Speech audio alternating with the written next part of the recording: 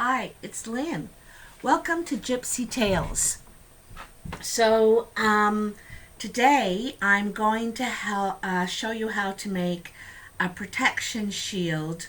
It could be for yourself, this is a spirit shield, and it could be for someone you know, one of your children, a sister, a friend. They could be sick or they could be just going through a hard time. Maybe they're far away from you. Maybe it's for your love. Anyway, this is a spirit shield for protection. There's a couple of ways to make shields, but this time, whoops, look at that. I already have it caught on something. And that just goes to show you right there that I shouldn't have this cloth on here. So we're going to change that immediately. Why wait? Because it's going to be a problem throughout the whole thing. I just know it. I've done this stuff before, So I'm moving everything off my table. Let's push the camera back a little bit and you can see what I'm doing here. Alrighty. Put that there. And we're good. Ta-da! Throw that over there. All right. So, here we are. I got my table here and all my stuff I want to show you. So, to begin with the shield, sorry about that. You need a branch of willow or grapevine, okay? Works best. And here I have one that's about 4 or 5 feet long. You really only need 3 at the most.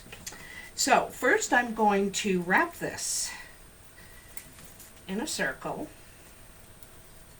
So I'm going to start my circle and I'm just going to keep going around here. And while I'm going around, I might pull it through, wrap it around a couple of times. Because that's the thing about grapevine and willow. It's very bendable, pliable, kind of good that way. They're good to make summer wreaths too. So, let's see what we got going up here. I'll wrap this end around a couple times. Let's see if we can do something here. There we go. Okay, so here's my shape I ended up getting with this grapevine. So next you want to, what this shield, you're going to need a piece of cotton, canvas, or leather. And we're going to wrap it around the shield. So we're going to lay it on top of a piece, and we want the piece, to be about 2 inches bigger around, all the way around the wreath, the shield, I should say, when you're cutting it, okay? And you're going to sew it on with Sinew. You can order this online. Sometimes you can find it at some beading stores where they sell beads and supplies to make beads. The great thing about Sinew, this is a nice thick strand here, but you can divide it, You can just take it like this and you can split it. There's one completely new thread, and I can make more. Here's another one I can do with that one. And if you go slowly, it'll just go and go and go. And so I could make 4 thinner threads out of this one thick one, or I can keep it thick. Sinew is great for that. If you ever have any questions about it, let me know. I've worked with it a lot over the years. So another thing you will need is a hole punch. Now, you don't have to have this. The regular paper punches you would have at home, that would probably work too. It would make a giant hole, but doesn't matter, These hole punches are about $15-20, and they have 6 settings on them. I broke one here, but and you just turn the wheel. Oh, mine's getting kind of stiff. It's been around a long time.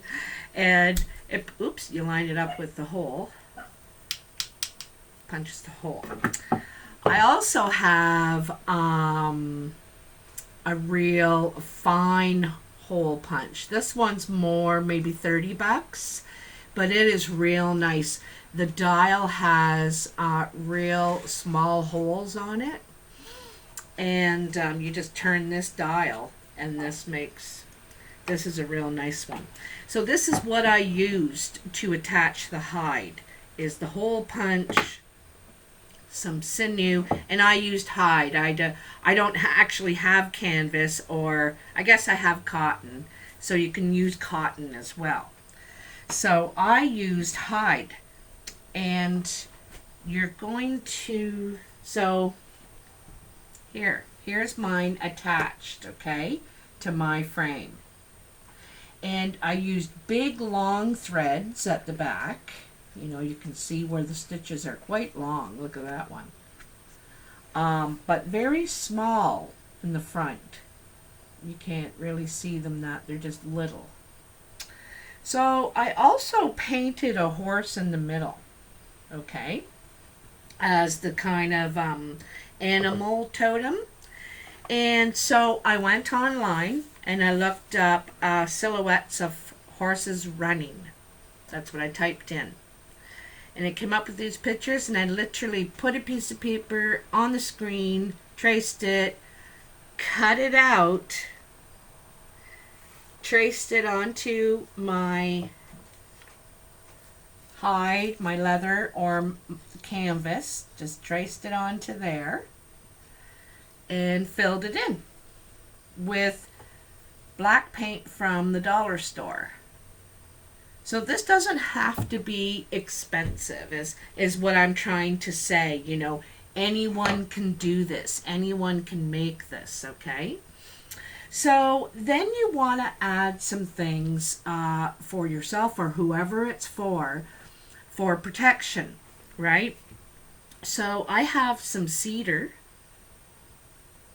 Cedar is for protection. You can use it, you can make a bow of it and put it over the outside of your doorway, and no one meaning you harm can cross through your door.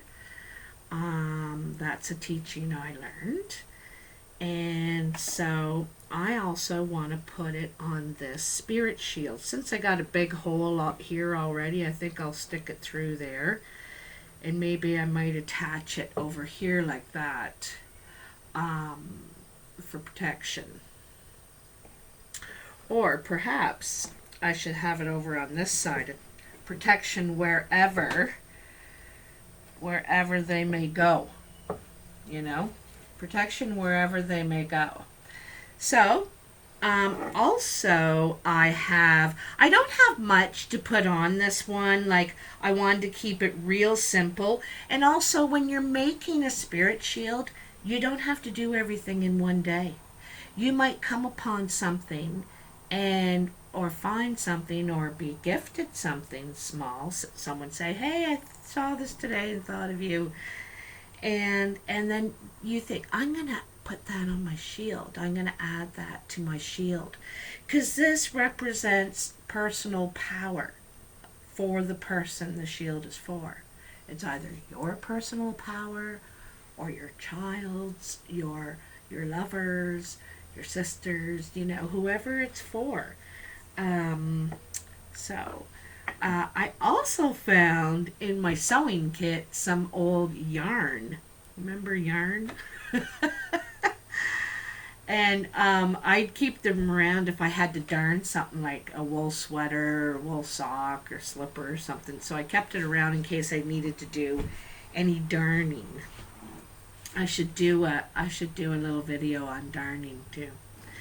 Anyhow, so, and also on my walk home last night, I was walking kind of along this highway because we don't really have sidewalks, and people go quite fast, but I found a butterfly on the side of the road. Look at it, it's a monarch butterfly. Beautiful. So, I can also add that to this totem. I can attach it somehow, maybe with some sinew, or I'm not sure how I'm going to do that, but I'm going to try and do it. So this kind of gives you some ideas on, what you can do. I really like the idea of making a spirit shield for protection for someone else. I was taught that anything you make, the first thing you make of it should be gifted to someone. And you don't have to gift it that moment. Sometimes you don't know who it's for yet. You meet them and you realize they need it, and you give it to them. When I first started making drums, I had my very first drum I made. I didn't want to give it away, I just made it. And so I had it for a year until I gave it away. And it was so true that someone came along and I realized they needed it. And so I gifted it to them. And they're so flattered. So I really like that idea of, and also to make one for another, thinking about them while you're putting it together, while you're sewing it, while you're painting. You might put their spirit totem, what their, you see their spirit totem of, or they've told you what that is. You could put cedar. You could also put a piece of cloth on here, that's from their clothing, something they've worn, kind of thing. Anything that represents them. And when you're finished, you can keep it and do prayer for them, pray for them, or you can give it to them and they can have it for their, because it's very uplifting too. It's about personal power. So I just really like it, and I think that I've been getting sort of the vibe lately on my other channel that it's something people need right now, really need to realize what their personal power and what that would mean. This helps ground you too, because you're connecting again, right? You try and use mostly all natural things on this, like plants and yarn and sinew and butterfly, and you could use wooden beads, stones, feathers. I'm trying to think of all different things that I had. Even thread, you could embroider something. You'll need a thick needle. I'm going to tell you that, with hide, or one of these really good fine hole punches. One of these, because it makes the holes for you. Because then you're fighting with it. It's not so easy to sew that. So anyway, I hope you have enjoyed this video. And if you have any questions, be sure to ask. I'll see you again in the next video. I will put out a drumming video, and I will do an instructional on how to make a real hide hand drum. I can tell you in advance that you will need a piece of hide, so look up hide dealers in your area. And this is raw hide, it's a piece of raw hide. So, talk to you soon. Bye now.